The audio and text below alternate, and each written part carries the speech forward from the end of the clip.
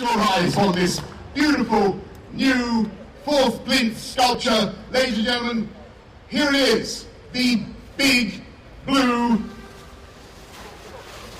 bird.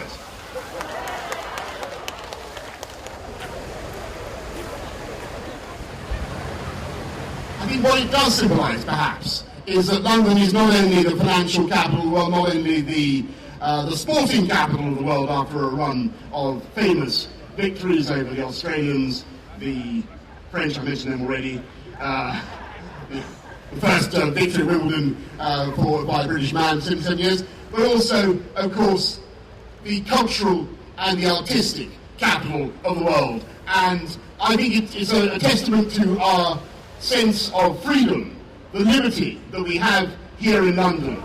The fitting blue, also it's a fitting blue. Katerina just said she did it in honour of anyone.